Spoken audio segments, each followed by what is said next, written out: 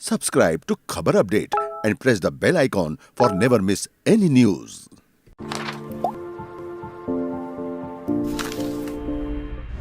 नमस्कार, मैं सुमित शर्मा। ये 10-12 मई की बात रही होगी। शाम के करीब 7 बजे यूपी की एक यूनिवर्सिटी के फॉर्मर वाइस चांसलर से मेरी फोन पे बात हो रही थी। कोरोना के बढ़ते केसेस से शुरू होकर हमारी बातचीत टीवी डिबेट्स पर आकर अटक गई। इस बातचीत में उन्होंने जो कहा वो शब्द से आपको बता रहा हूँ। उन्होंने कहा कि आजकल न्यूज़ चैनल देखने का कोई अर्थ ही नहीं रह गया है। बताइए आदमी टीवी क्यों देखता है? ताकि कोई जानकारी जुटा सके। लेकिन शाम को थका हारा आदमी जब 2 मिनट टीवी ऑन करता है तो ये डिबेट्स देखते देखते उसका बीपी बढ़ने लगता है। भाई ये तो हाल है हमारे न्यूज़ चैनल्स के। मुद्दे गायब हैं और झगड़े चालू। अब आप ही बताइए कोई क्या ही टीवी देखे। 12 अगस्त की शाम 5 बजे आज तक पर दंगल नाम से डिबेट चल रही थी। रोहित सरदाना बेंगलुरु में हुई हिंसा पर बहस करवा रहे थे। कांग्रेस प्रवक्ता राजीव त्यागी ने अपने घर से ही ऑनलाइन डिबेट में हिस्सा लिया। बीजेपी के प्रवक्ता संबित पात्रा और कांग्रेस प्रवक्ता राजीव त्यागी में गर्मा गर्म बहस छिड़ी थी। डिबेट के दौरान राजीव बार बार अपने सीने पर हाथ रख रहे थे और पानी पी रहे थे। अल्लाह का इस्लाम में फर्क करना जरूरी है, उतना ही रोहित भाई जितना राम का हिंदुस्तान और नथु राम के हिंदुस्तान में फर्क करना जरूरी है। यहाँ पर हिंसा का समर्थन ना हमने कभी किया है और ना कभी करेंगे। जानकारी के मुताबिक जिस वक्त राजीव डिबेट में होते थे उस वक्त उनके कमरे में कोई भी नहीं जाता था और उस दिन भी ऐसा ही हुआ। उनकी पत्नी संगीता और बेटा धनंजय पास वाले कमरे में टीवी पर उन्हें देख रहे थे। राजीव को बार बार पानी पीते और सीने पर हाथ रखते देख उनकी पत्नी को कुछ शक हुआ। डिबेट खत्म होने के कुछ ही सेकंड पहले संगीता राजीव के कमरे में गई तो उन्होंने सिर्फ इतना ही कहा कि वह कुछ असहज महसूस कर रहे हैं। इसके बाद राजीव कुर्सी से गिर गए। तुरंत पड़ोस से डॉक्टर को बुलाया गया। डॉक्टर ने उन्हें CPR दिया और हॉस्पिटल में ले जाने को कहा। इसके बाद परिवार के लोग राजीव को लेकर करीब 6:03 पर घर से निकले और 6:13 पर कौशाम्बी के यशोदा हॉस्पिटल पहुंचे। यशोदा हॉस्पिटल के मुताबिक त्यागी को करीब 6:15 बजे हॉस्पिटल लाया गया। जब उनकी जांच की गई तो पता चला कि उनकी मौत हो चुकी है। कांग्रेस प्रवक्ता राजीव त्यागी के निधन की बात जिसने भी सुनी सन्न रह गया। खुद उस डिबेट में शामिल बीजेपी के प्रवक्ता संबित पात्रा और डिबेट के होस्ट और एंकर रोहित सरदाना भी। संबित पात्रा ने लिखा कि विश्वास ही नहीं हो रहा कि कांग्रेस के प्रवक्ता मेरे मित्र श्री राजीव त्यागी हमारे साथ नहीं हैं। आज 5 बजे हम दोनों ने साथ में आज तक पर डिबेट भी किया। जीवन बहुत ही अनिश्चित है, अभी शब्द ही नहीं मिल रहे।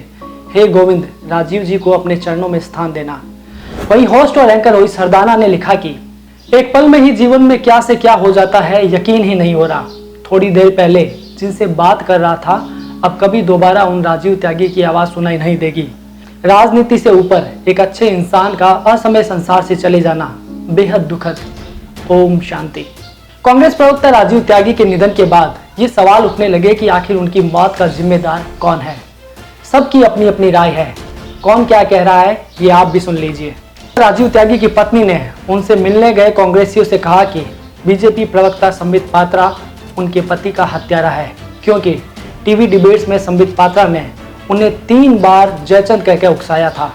लास्ट सेंटेंस मेरे हस्बैंड का यही था। पहले उन्होंने गाली दी थी इन लोगों को और फिर ये बोला कि इन लोगों ने मुझे मार दिया होगा। जयचंद ने क्या बोला कि इनको कुछ करने ऐसे कुछ बोला था के बारे में कुछ बोला था कि नहीं, हाँ वो करने जाना होगा, आग लगाने जाना होगा, आग लगाने जाना। बिल्कुल यही बात बोली थी नहीं, आग लगाने जाना। संबित पात्रा को तो अगर कुछ हो सकता है तो मेरी संबित पात्रा से अगर बात हो सकती है उसका नंबर वैसे इनके मोबाइल में होगा। हत्यारा वही है। ये इनको सडन कार्डियक अरेस्ट हुआ होगा।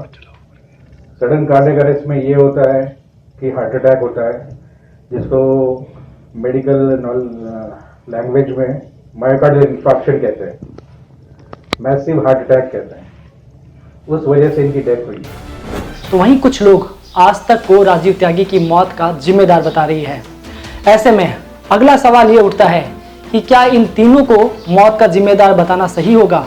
तो जवाब होगा नहीं, क्योंकि टीवी डिबेट चलाना, उसमें शामिल होना और उस बहस में जोर जोर से चीखने चिल्लाने में सबका अपना अपना स्वार्थ जुड़ा है। इस बात को आप इस ग्राफ के जरिए ज़्यादा बेहतर तरीके से समझ सकते हैं। एक टीवी चैनल डिबेट ऑर्गेनाइज करता है, उसमें वो राजनीतिक पार्टियों के प्रवक्ताओं को बुलाता है। इन डिबेट्स में जाने के लिए इन प्रवक्ताओं की अपनी अपनी मजबूरियां होती है। किसी को अपनी पार्टी की बात रखनी होती है तो किसी को पार्टी में अच्छा कद चाहिए होता है, किसी को फेम तो किसी को नेम चाहिए होती है। अब बहस तो चालू हो जाएगी, लेकिन दर्शक उसे देखेगा क्यों? इसके जवाब में बहस का होस्ट गेस्ट से तीखे तीखे सवाल पूछता है, जिसके जवाब में ये लोग तीखी बहस करते जाते हैं। अब इस तीखी बहस से उस चैनल को ज़्यादा से ज़्यादा दर्शक देखते हैं, जिससे उसकी टीआरपी बढ़ती है और साथ ही बढ़ने लगता है दर्शक और डिबेट में हिस्सा लेने वाले लोगों का बीपी भी।